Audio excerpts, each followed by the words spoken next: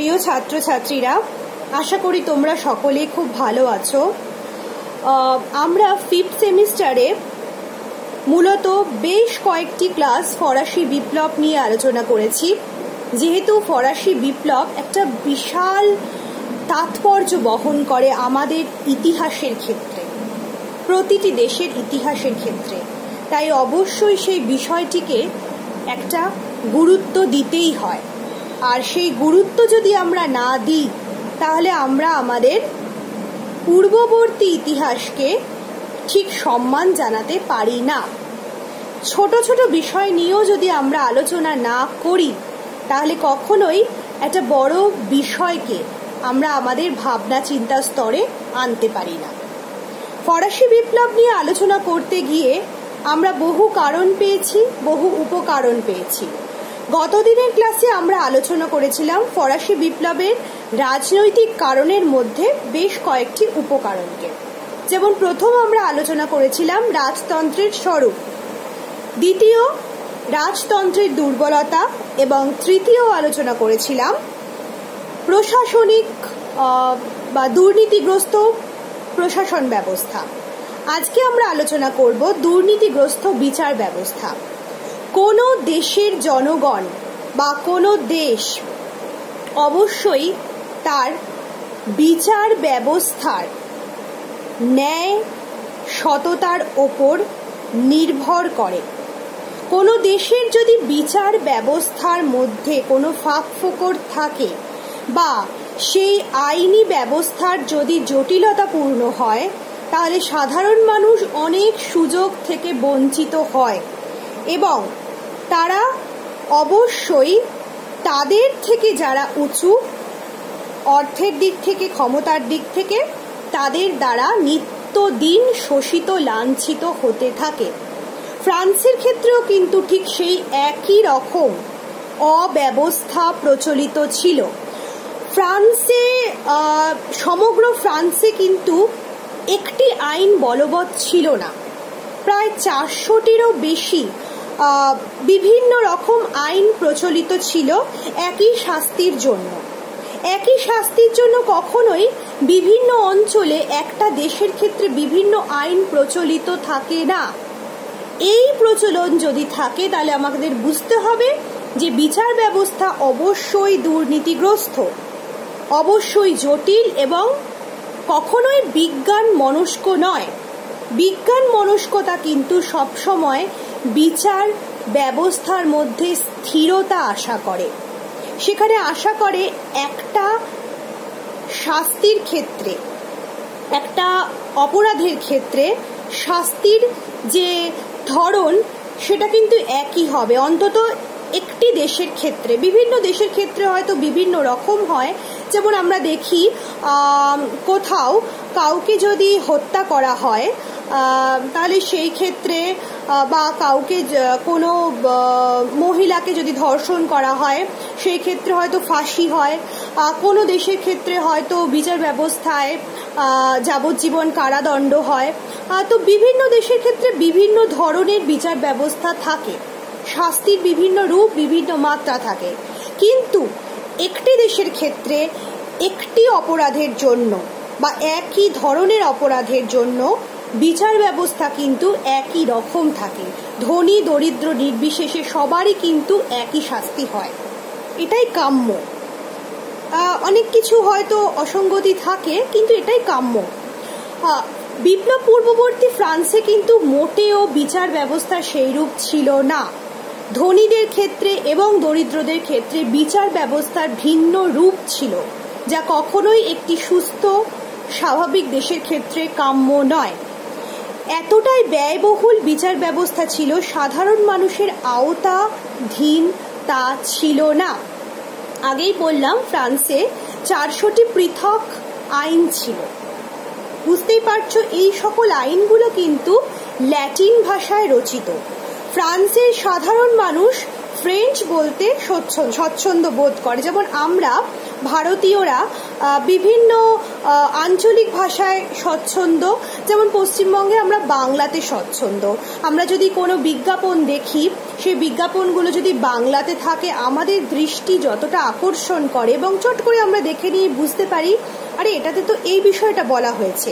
সেটা যদি অন্য কোনো ভাষায় থাকে, ধরো ইংরেজিতে থাকে, ইংরেজি আমরা অনেকেই জানি কিন্তু তবুও আমাদের একটু অসুবিধা হয়, বা অন্যান্য ভাষায় যদি থাকে, যদি বাংলায় ইংরাজি বা হিন্দিতে বিজ্ঞাপন থাকে বা তামিলে থাকে, সেটা তো আমাদের কাছে অতটা বুঝতে সুবিধা হয় না।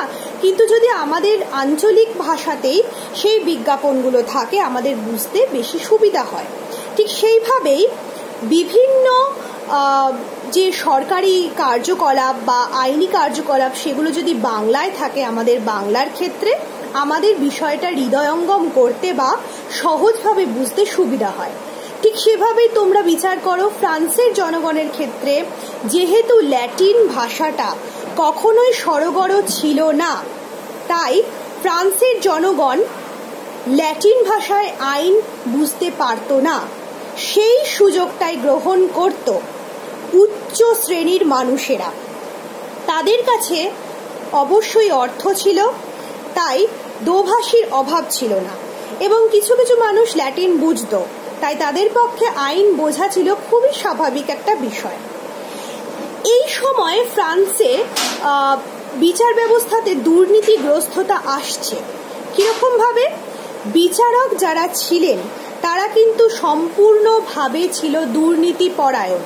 তোমাদের আগেই বলেছি, অভিজাতরা রাজাদের কাছ থেকে পদ ক্রয় করত, রাজারা পদ বিক্রি করত।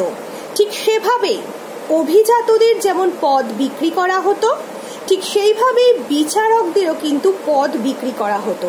এবার বুঝতেই পারছো, নিজের যোগ্যতায় আসা একজন ব্যক্তি তার বিষয়ে যতটা দক্ষতা প্রমাণ করে, সেই দক্ষতা কিন্তু কখনোই অর্থ দিয়ে পদ কেনা ব্যক্তি সেভাবে নিজের যোগ্যতা বা দক্ষতা প্রমাণ করতে পারে না। প্রতিটা মুহূর্তেই তাকে অন্যের সাহায্য নিতে হয় বা দুর্নীতিগ্রস্ত সে হবেই, এটা হতে বাধ্য। ঠিক সেভাবেই এই সকল বিচারকেরা হয়ে উঠেছিল প্রবল দুর্নীতিগ্রস্ত। এতটাই দুর্নীতিগ্রস্ত হয়ে উঠেছিল তারা যে সমাজের প্রতিটি স্তরে, অবশ্যই প্রথম এবং দ্বিতীয় এস্টেট ছেড়ে সমাজের তৃতীয় সম্প্রদায়কে কিন্তু এই দুর্নীতিগ্রস্ততার শিকার হতে হয়েছিল। সাধারণ অপরাধের ক্ষেত্রেও প্রচুর পরিমাণে অর্থ জরিমানা করা হতো, এবং সাধারণ অপরাধের ক্ষেত্রে বেশিরভাগ ক্ষেত্রেই কারাদণ্ড এবং মৃত্যুদণ্ড ছিল খুবই স্বাভাবিক একটা বিষয়। এই যে অর্থদণ্ডের পরিমাণ, সেটা কিন্তু ছিল প্রচুর, যা সাধারণ মানুষের পক্ষে বহন করা সম্ভব ছিল না। তাই তারা নিরপরাধ থাকলেও অনেক ক্ষেত্রে তাদের এই অত্যাচারকে সহ্য করতে হতো। দুর্নীতিগ্রস্ত বিচার ব্যবস্থা এতটাই ভয়ঙ্কর হয়ে উঠেছিল যে সাধারণ মানুষের পক্ষে নিজের সপক্ষে আইনকে রাখার বা আইন নিজের সম্পর্কে বা নিজের সপক্ষে আনা সম্ভব ছিল না। বিচার ব্যবস্থার যে বিচারকরা থাকতেন, সেই বিচারকরাও ছিল কিন্তু সম্পূর্ণভাবে বংশানুক্রমিক। কেন বংশানুক্রমিক? কারণ যোগ্যতা কখনোই বংশ পরিচয় দিয়ে হয় না। যোগ্যতা হয় ইন্ডিভিজুয়াল বা একক ব্যক্তির ওপর। আমি কি, সেটাই আমার বড় পরিচয়। আমার পিতামাতা অবশ্যই আমার পরিচয়, কারণ তাদের দেখানো আদর্শেই আমি আদর্শিত, কিন্তু তার সাথেও আমাকে নিজের পরিচয় একটা বানাতে হয়। এই বিষয়টা আমরা সকলেই জানি। তো যোগ্যতা ইন্ডিভিজুয়াল বা ব্যক্তি বিশেষে নির্ভর করে, সেটা কখনোই বংশ অনুযায়ী যোগ্যতা নির্ভর করে না। কিন্তু যখনই করাপশন আসে, যখনই দুর্নীতিগ্রস্ততা আসে, সেখানে কিন্তু বংশ চলে আসে। কিরকম ভাবে আসে? বংশগত সূত্রে যদি কোনো পদ প্রাপ্ত হয়, সেখানে কিন্তু আলাদা করে কোনো যোগ্যতার পরীক্ষা দিতে হয় না, যোগ্যতা নির্ণয় করতে হয় না, সেখানে বংশই শেষ কথা বলে। তাহলে সেই রকম ব্যক্তি দুর্নীতিগ্রস্ত হবে সেটা অনেক ক্ষেত্রেই সম্ভব, সব ক্ষেত্রে নয়, তবে ইতিহাস বলছে অন্তত বেশিরভাগ ক্ষেত্রেই কিন্তু যেই পদ বংশানুক্রমিক সেই পদের মধ্যে মানুষেরা, নতুন যারা প্রজন্ম তারা ডেভেলপমেন্ট হারিয়ে ফেলেন, বিকাশ হারিয়ে ফেলে, তাই সেই পদগুলো ক্রমশ করাপ্টেড হয়ে যায় বা দুর্নীতিগ্রস্ত হয়ে যায়। ঠিক সেভাবেই ফ্রান্সের জনগণের কাছে বিচার ব্যবস্থা ছিল প্রহসন মাত্র। ক্রমাগত বংশানুক্রমিক বিচারকেরা শাসন ব্যবস্থায় আসতে থাকায় বিচারের নামে প্রহসন চলতে থাকে। সাধারণ মানুষ কিন্তু এই ব্যবস্থার শিকার হতে থাকে। ফলে তাদের কাছে আইন হয়ে পড়ে এক জটিল, এক অবৈজ্ঞানিক পদ্ধতি। যেই আইন বিজ্ঞান মনস্কতা, যেই আইন সরল হওয়া উচিত, সাধারণ মানুষের জন্য হওয়া উচিত, সেই আইন কিন্তু ক্রমাগত জটিল হয়ে যায়, যা সাধারণ মানুষের কাছে একটা অস্বস্তির কারণ হয়। ফ্রান্সের ক্ষেত্রে কিন্তু ধরো বিভিন্ন অঞ্চলে বিভিন্ন ধরনের আইন ছিল, যেমন কোথাও হয়তো জার্মানির আইন, কোথাও হয়তো রোমান আইন তারা ফলো করতো। একক যে আইন, অর্থাৎ ফ্রান্সের ক্ষেত্রে ফ্রান্সের আইন পালন করা হবে এবং সমগ্র ফ্রান্সে তাই হবে, সেটা কিন্তু ছিল না। বিভিন্ন জায়গায় বিভিন্ন আইন পালন করার ফলে বা বিভিন্ন আইনকে মানার ফলে একক যে ন্যায় নীতি, একক যে ন্যায় দণ্ড, তা কিন্তু নির্দিষ্ট থাকছে না। ফলে কি হচ্ছে, বিশৃঙ্খলা অবশ্যই দেখা দিচ্ছে। আর মানে যেটা ফ্রান্সের মানুষের ক্ষেত্রে কিন্তু খুব একটা বলতে পারো তোমরা আশাপ্রদ হচ্ছে না, যার ফলে ফ্রান্সের মানুষ ক্রমশ এক অবিচার ব্যবস্থার দিকে এগিয়ে যাচ্ছে, যেখানে রাজাই বা রাজতন্ত্রই সঠিক নয়। তোমরা রাজতন্ত্রের স্বরূপ এবং দুর্বলতা পড়ার সময় পড়েছো বা আমি বলেছি যে রাজতন্ত্র যেখানে একটা সুদৃঢ় ভিত্তি থাকার কথা, যেখানে তাদের স্বৈরতান্ত্রিক মনোভাবের সাথে সাথে প্রজাতান্ত্রিক বা প্রজাহিতৈষী মনোভাব থাকার কথা, সেখানে কিন্তু তারা তাদের প্রজাহিতৈষী মনোভাব রাখছে না এবং প্রজাদের ভীষণ রকমভাবে অব্যবস্থার মধ্যে দিয়ে পড়তে হচ্ছে,